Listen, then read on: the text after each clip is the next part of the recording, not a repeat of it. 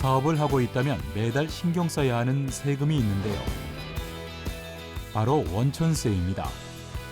소득세법상 소득에 대응하는 일정 비율의 세금을 소득 지급 전 미리 부과해 공제하는 세금을 원천세라고 하는데요.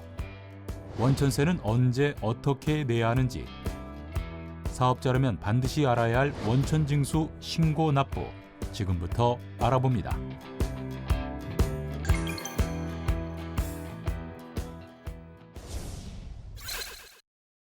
원천징수란 소득자가 자신의 세금을 직접 납부하지 않고 원천징수 대상 소득을 지급하는 원천징수 의무자가 소득자로부터 세금을 미리 징수해 국가에 납부하는 제도를 말하는데요.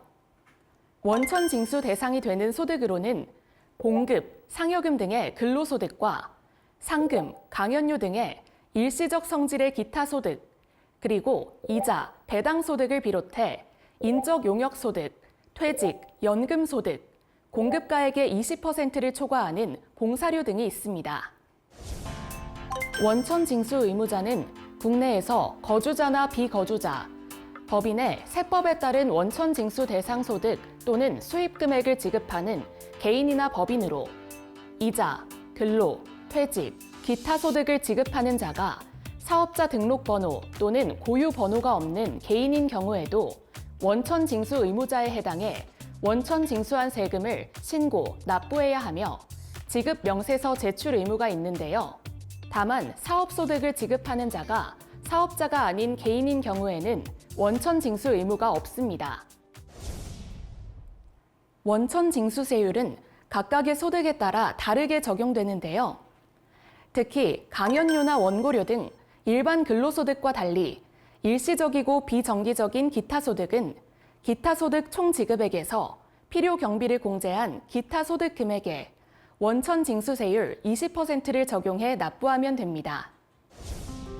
이 밖에도 전문 지식인 등이 고용관계 없이 독립된 자격으로 용역을 제공하고 받는 사업소득에 대한 원천징수세율은 3%입니다.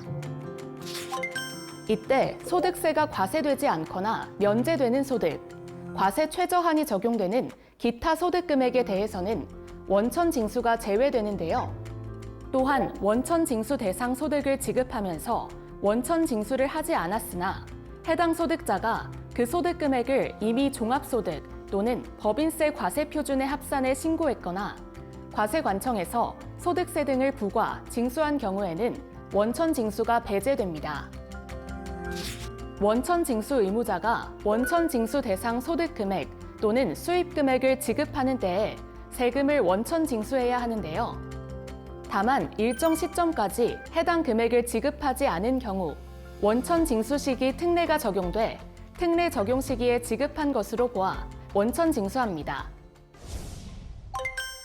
원천징수세액은 소득 지급일이 속하는 달에 다음 달 10일까지 원천징수 이행 상황 신고서를 작성해 관할 세무서에 신고, 납부하면 되는데요.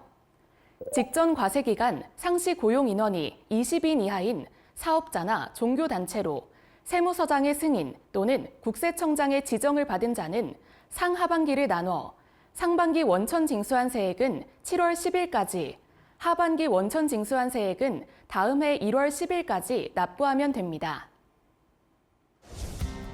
그리고 각각의 소득에 따라 세법에서 정하는 기한까지 지급 명세서를 별도로 제출해야 하는데요. 만약 지급 명세서를 불분명하게 제출한 경우 가산세가 부과되는데요. 지급자 또는 소득자의 주소, 성명, 납세 번호, 사업자 등록 번호, 소득의 종류, 소득의 귀속 연도 또는 지급액을 적지 않았거나 잘못 적어 지급 사실을 확인할 수 없는 경우로 지급 명세서상 지급액을 과다 또는 과소하게 잘못 신고해 수정하는 경우에도 지급 명세서 등 제출 불성실 가산세 대상에 해당합니다. 이상 원천세 신고, 납부 방법에 대해 알아봤는데요. 납부 기한을 지키지 못하거나 과소 납부하게 되면 가산세를 부담하게 되는 만큼 소득 항목에 따른 꼼꼼한 징수와 납부 당부드립니다.